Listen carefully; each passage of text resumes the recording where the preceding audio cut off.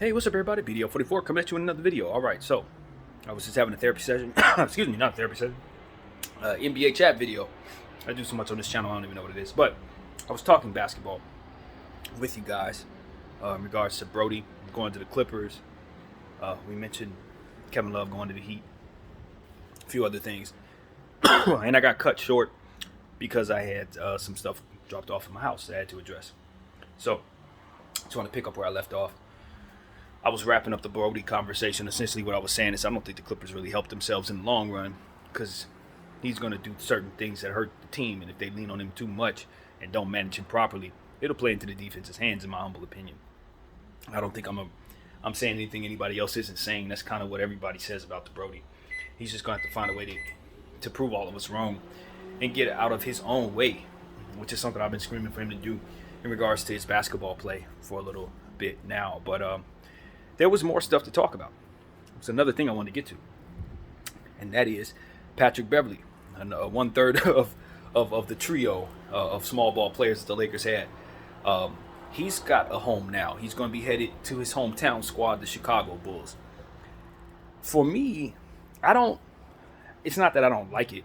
Anywhere a guy can find himself in the league is a good thing, you know what I mean? Especially in a situation where Patrick Beverley, one could argue that he's on his way out of the league. You know, one could argue. So I like him going to the Chicago Bulls because it gives him a spot in the NBA. Okay, that's the first thing. I don't think he's out of the league. I wouldn't say that he shouldn't be in the NBA anymore. I'm not there. Because I don't think he should be out of the NBA, I don't want to go to the Bulls. To be completely honest with you, that's what it really comes down to. It's weird because I didn't like Patrick Beverley on my team after he got here, but it wasn't because of anything he did. I think he's a very, very, very fantastic defensive player even now. And there were still situations that I want him a part of on my basketball team right now. The problem is my coach wasn't going to put him in those situations. He was going to put him in situations I did not want him in. And after seeing that for a whole half a season, you just become aware that this is not going to get any better, that you need to remove him so that the coach isn't in a position to use him improperly, thus hurting the team. That was my only gripe with Patrick Beverley. In fact, one of my biggest mistakes or misspeakings that I truly regret was saying in this camera that I didn't think Patrick Beverley had anything left. I was frustrated, and that wasn't actually what I felt. I don't believe that. And I said it in this camera. What I believe is he has a lot that he can contribute if utilized correctly. You know, but in the fit of frustration, I said he got nothing left. He got nothing left, and I was like, nah, that's not how I feel. That's not how I feel. If you ever hear me say that in one of them videos at random, you hear me now telling you that's not how I felt even then. I don't feel that he doesn't have anything left. I just felt that he couldn't give us anything because of how we used him. I think he would be good in certain situations. Chicago may be one of them, but I don't love it because I don't think Chicago has a title chance. And he should only be playing for titles or situations where he could help title contenders. But if you ask the Chicago Bulls, their timeline is right now. So whatever they're doing it to win. It doesn't have enough. So when you respect that, you say, okay, well, it's not like he's going to a team where they're going to sit him. It's not like he's going to a team where they're not fighting to get in the playoffs. It's not like he's going to a team where he can't have a similar type of situation like he did in Minnesota last year, where they get out of the first round and feel great about it. You know what I mean? That is where Chicago is right now, unfortunately, because of the certain circumstances they made with their roster. So because they have a guy like Zach LaVine and DeMar DeRozan and Caruso, who are pieces that you want to win with, bringing in a guy like Patrick Beverley makes it so that he's not coming in to waste his time. He's not just coming in to waste his time. He's coming in to fill the defensive point guard role, which is supposed to be filled by Lonzo Ball, who's obviously out. You don't suspect that they would have him starting. You certainly see the Bulls as a team that has a bunch of guards, including some youngsters that they just are not going to be able to play very often because of how they've constructed their roster. One could argue they have a log jam at the guard position. So bringing in Patrick Beverley doesn't exactly secure him with an opportunity to have minutes. But what it does secure is him an opportunity to go home, play for the Bulls for the first time in his career, and rep his own hometown team. He's repped everybody else real hard. Minnesota, LA, You know what I mean? He's repped everybody but his own team. So I think he just wanted to finally go home and put on the red. You know, he saw his brother Brody come home, even though it didn't go well. I'm pretty sure he thought about returning home too. So I think that's what this is about personally, more so than about an opportunity to play basketball or anything. More so than just probably just going home. You know what I mean? Just going home. So I support it if that's what he wants to do. But I just think that there would have been other teams he could have went to, depending on if they had any interest. Maybe they didn't have any interest. But there were other teams that I would like to see him try to compete on for a championship opportunity. So I think the Bulls will serve him to an opportunity to play meaningful basketball if they can find the minutes. And so that's ultimately what it's about. If he can play well for the next 20 games or whatever 30 games is left for the Bulls, maybe he can secure himself another contract in this league next year. So that's what it's all about. I wish our coach would have utilized him properly, rather than have him out there for a lot of possessions that made him look like he wasn't good enough to play for us at the level he was being asked to, which was accurate. But at the same time, it's like you shouldn't ask him to do that in the first place. You know, you could ask Shaq to be your designated free throw shooter too if you like. I mean, it's just not doesn't bode well for him or you. So that was my problem with Patrick Beverley, man. I'm happy to see him still in the league. I'm happy he got a team right away. I thought he was a chance he'd be going back to Minnesota. I thought it was a chance he might go back to the Clippers. But it will be Chicago. It will be Chicago. So we've already talked about Reggie Jackson going to the Denver Nuggets. I didn't quite get into it, but I just mentioned that he was headed there and that I thought the Clippers made a mistake in choosing Brody over him for what it is they are doing. Now, granted, they've had Reggie Jackson for, 3-4 years, so maybe it was just time to move on for different reasons that had nothing to do with replacing him with Brody. However, that's exactly what they did. They replaced Reggie Jackson and John Wall with Russell Westbrook. And while that might be a great decision back in 2017 or something like that, in 2023, after the season that we've had with Russell, you'd just rather have Reggie Jackson, especially if you know he's part of your team, that he's been there for as long as he has. You're trying to win a championship. That continuity, that piece, I think it's just misguided. I don't look, man, and I've said this already today. I don't think Russell Westbrook is a more effective basketball player than Reggie Jackson today. I don't. I trust Reggie with 30-plus minutes of basketball time more so than I trust the Brody. Now, it doesn't mean that Reggie can do the things that the Brody can do, because he can't. It don't mean I expect Reggie to stay as healthy as Brody, because he won't. But it's just about who's going to give me the best chance to win. And I think Reggie Jackson and all the things that he does properly, you can just count on a bit more than the Brodies. You know, in regards to Brody's going to do certain mistakes. So it's like, as we've talked about, this is what the Clippers are going to learn. They're going to find that out. I like them bringing back EG, but he's a little older.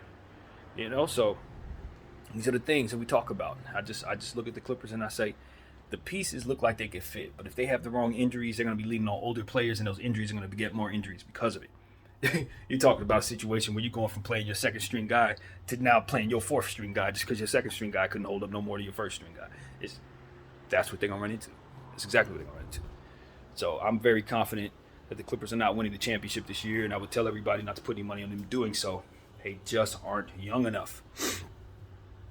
Not anymore. And the Phoenix Suns, I gotta lay eyes on the Phoenix Suns, because I think I can go a million different ways. But if all of those people are healthy, they are the Western Conference favorites. They are. And I think what we could see is a resurgence of Chris Paul. And the reason why I think it's a resurgence of Chris Paul is because his assists are going to skyrocket.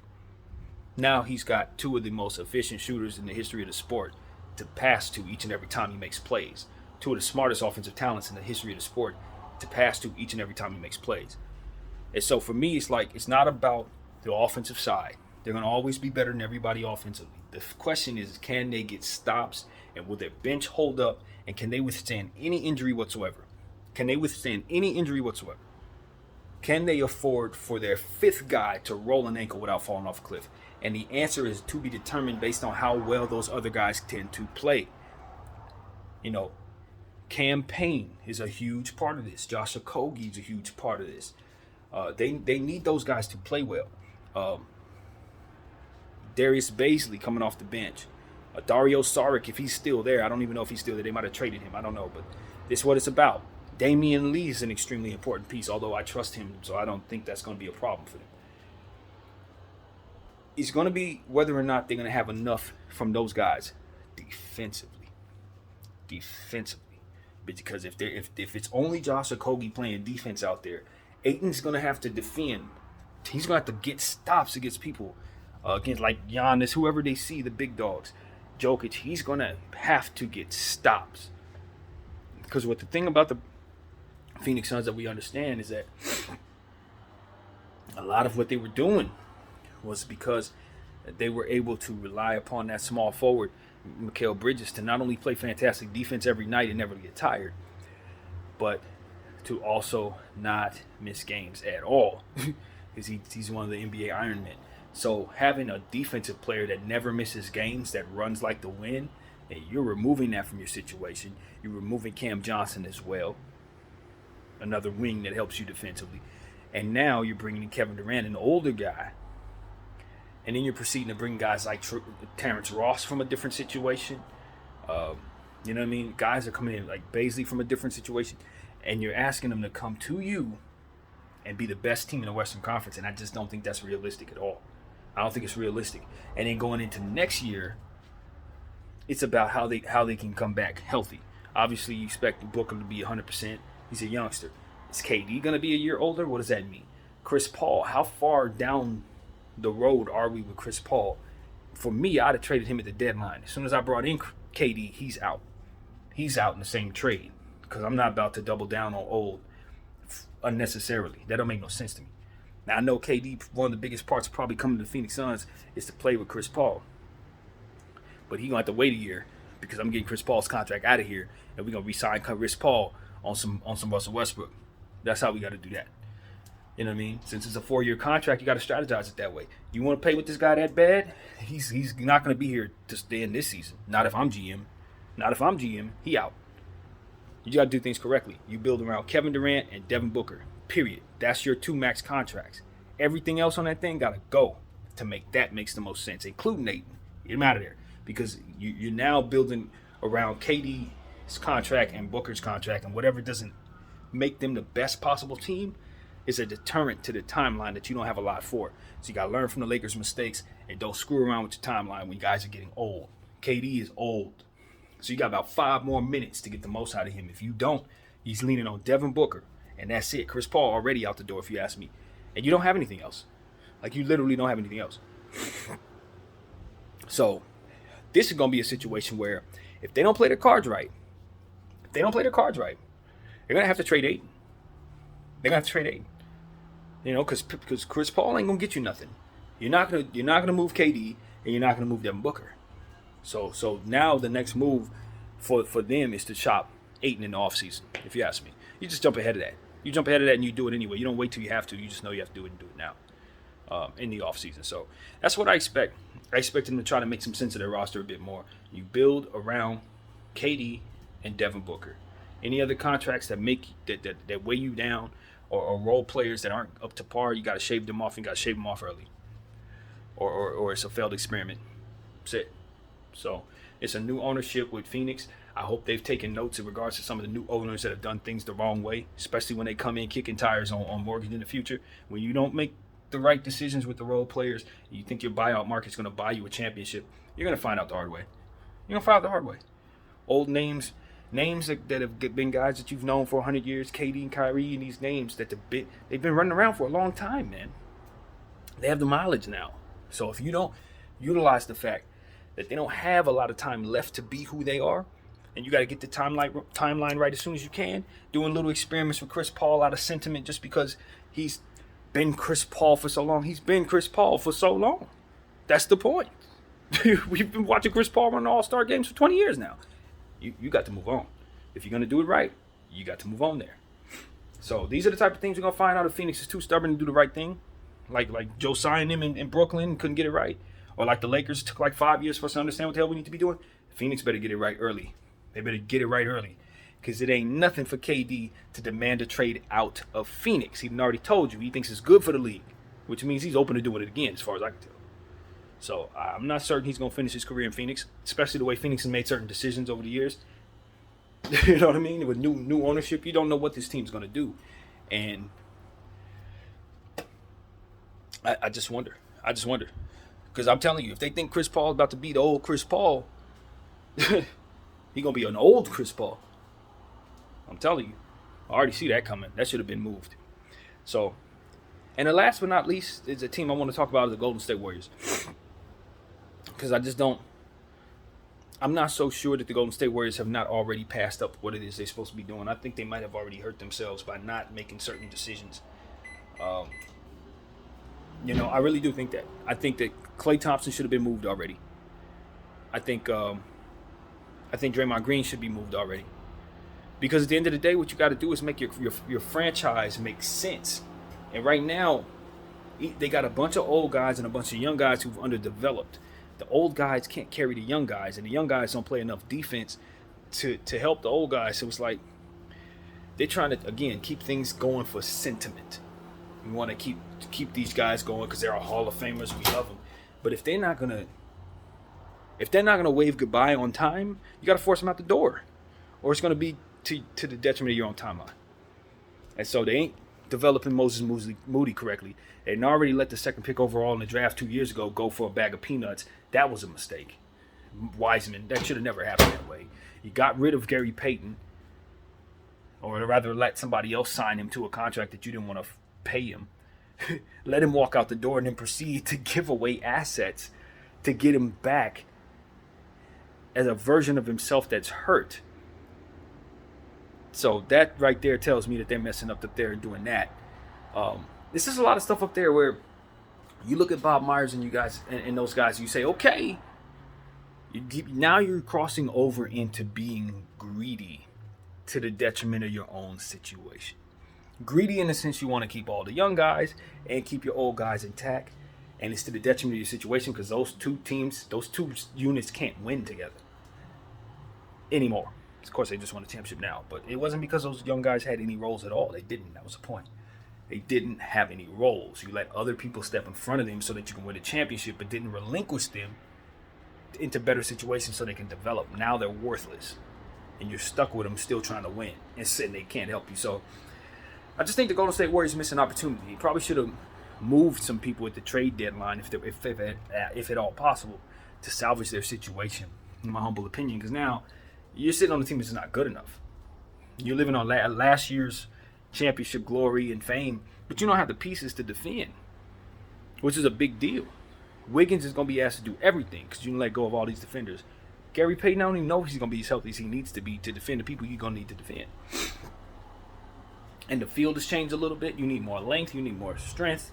You got harder, stronger, tougher Western Conference teams with better cores. It's just Golden State Warriors are probably going out in the first round, you guys. They're probably going out in the first round. I'm just gonna say if they get the wrong matchup, they're gone. And it's because they didn't make the right moves, in my humble opinion. They didn't get themselves into a position where they're good enough at the deadline to feel like they're gonna move. Like they're gonna move toward a championship. Steph Curry being injured. Jordan Poole's a nice offensive player, but is he stopping anybody?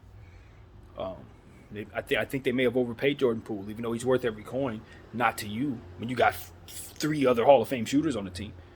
And then another one that you just drafted in Patrick Baldwin, who has to be developed as well. It's just Golden State Warriors doing things a certain way. And for me, it's like, look, we're just going to have to move into the future. Thank you, Hall of Fame, glorious Golden State core. You guys have been fantastic. Will you guys be willing to all to retire tomorrow? Could y'all retire at the end of the season together? Because if not, we got to move on. That's the only way you're going to retire as Golden State Warriors if you do it now.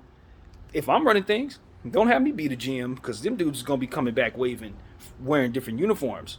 Because I'm telling you, man, I'm not going to let myself go down with the ship if I'm a GM and I'm the owner just because we got some guys that have won the Hall of Fame glorious rings with us. They've been great, but now they're too old to be great. But we want to run around with them for sentiment and lose? When we set the precedent as a winning franchise? Nah, that defeats the purpose of what we're doing. If the whole point is to celebrate winning, we can't not celebrate winning by losing. No, guys who are helping us lose gotta go. And if they're the same people who helped us win, then let's have a celebration. You know what I mean? Let's send them out the right way. But do indeed send them out. So that's what I'm about. Y'all know that. You get the old guys out and the new guys in. If you ain't playing like Bron or KD, you out. You get to a certain age, out. I'm older than all of y'all, so I don't feel nothing when I say it. you out. Period. It's as simple as that. You know what I mean? Because at the end of the day, this is a young man's league, and franchises have too hard a time moving players who can't do anything for them, and it just translates to a bad product. So that's what it really comes down to. It translates to bad situations for the players as well. No, old guys out, young guys develop, and that's the way the league will get the most out of itself, in my humble opinion. So that's what I gotta say, man. That is my exact thought. I'm sure there are other teams that I can mention that made some moves that otherwise could put them in position to be successful. Dallas Mavericks are a team that comes to mind immediately. I just think that they're gonna have to continue to utilize everyone. That's gonna be the story for Dallas. Can you utilize everyone? It's easy to get Kyrie the ball. It's easy to get Luka the ball. Can you keep Hardy playing at a high level? Can you keep Green playing at a high level? Can you get the most out of Bertans? Can you get the most out of those other guys? Can you get Christian Wood to look like Christian Wood again? Because that's been the biggest indictment on the Dallas Mavericks. What have you done to Christian Wood? Why he looks so amazing in Detroit, amazing in Houston, and garbage in your uniform? That's unacceptable. And nobody's ever going to accuse him of being a great defender. No. But it's two-hand dunks, repeated dunk over and over again, that he can get 40 in the paint by just dunking on people's heads. Y'all got to utilize that. You got to utilize him, because if you're not utilizing him, he's eating up too much of your cap. He doesn't help you defensively, and you ain't going to win nothing. So the only way they'll win anything, as I said it a couple days ago, is if Christian Wood is getting 40-20. If Christian Wood is scoring at that level, the Dallas Mavericks can win the championship.